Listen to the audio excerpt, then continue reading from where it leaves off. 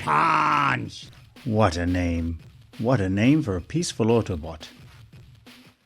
CounterPunch! What a name for the destruction-loving Decepticon. I often wonder if they meant to have the name swapped around the other way for this guy. Maybe. Who cares? I've always loved side-changing Transformers. Double Dealer, Noise Maze, Shockwave, of course G1 Punch.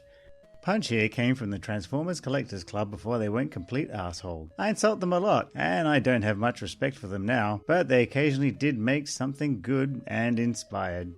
Cleverly using the Generation's Sideswipe and Sunstreaker toy, they stole the idea of the head from the G1 Punch, sculpted it with the face-switchy helmet gimmicky thing, and made it really, really small. Damn. They were doing well there.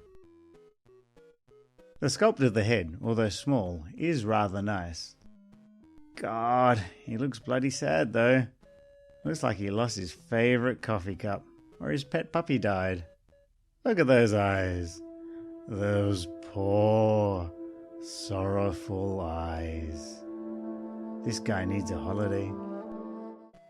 The helmet trick is the same as the G1 toy, and it still works. Doesn't look like he has a face on the back of his head, which is nice. Articulation is just awesome, due to the multi-bot nature of this toy. Thanks Hasbro.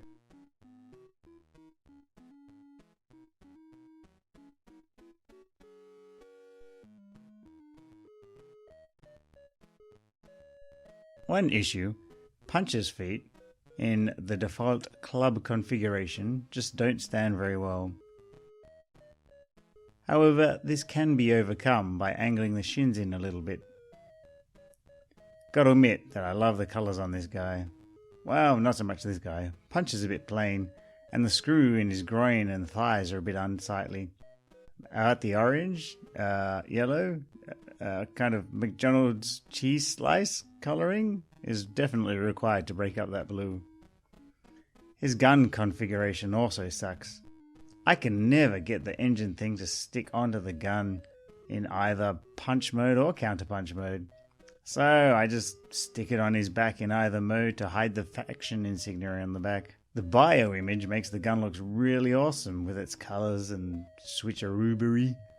But the actual toy, it's just plain old black and it won't stay together. I hate it like that. In a step I really dig. He has rub signs. I loves me some rub signs. Punch, the Autobot, his one is on the bonnet of the car. And CounterPunch, the Decepticon, is on the roof. I wish though that rub signs were used more often nowadays. They work well enough and are good fun. Okay, Robot Mode 1 down. Let's see what CounterPunch looks like. Pretty cool. I like the look of CounterPunch a lot more than Punch, to be honest. He's so incredibly Decepticon-y, with his blues and blacks, little touch of red on his limbs. I think the windows managed to break up the blues a bit better than the cheese does for Punch. His legs work properly now, although they are slightly hindered at the waist, but it's no big deal. He has a more robot-looking face in this mode, and I think the bot just looks a little bit sexier. One downer though, for 100% accuracy, you will have to switch his fists over. Or have two toys? It's a little bit hard because he was limited to 2,100 units. Oh, hello, Decepticon rub sign. Being an older deluxe figure, he is quite a bit tougher looking than recent deluxes, but he manages to fit well.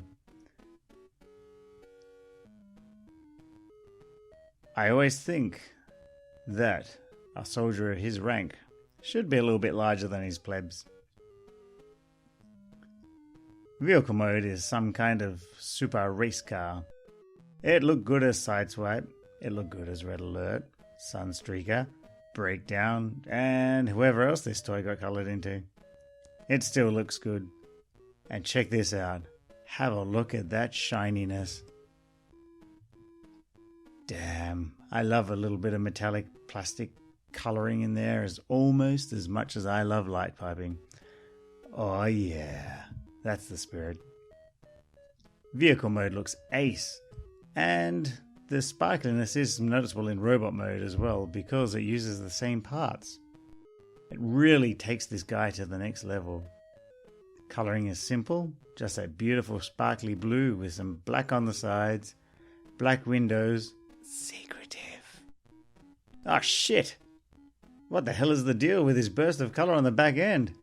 Dang boy, it even has your name there. Your cover is blown. I think that was a bit of a silly idea.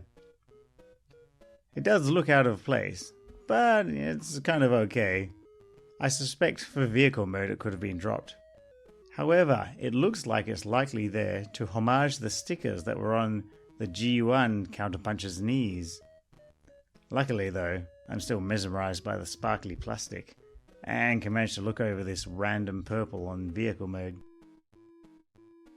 If you want to play with the toy like I do, you can take off the engine and differentiate the vehicle modes a little bit for each robot. For example, I like to imagine that Punch doesn't have the air intakes thing on the top while CounterPunch does. Transformers never scale very well, and this guy is a big car when compared to figures now. A big, beautiful, sexy car. So, this toy comes from the weak minds of fun publications in the Transformers Collectors Club. But he is surprisingly okay. Sure, he suffers from a small head and kind of silly feet in punch mode, but the small head can kind of be overlooked, and the legs can be dealt with. The base toy is a lot of fun, and his car is still cool. 2 robot modes, the fast car, and the helmet change gimmick all kind of blend together to make this guy quite nice. Thanks for watching.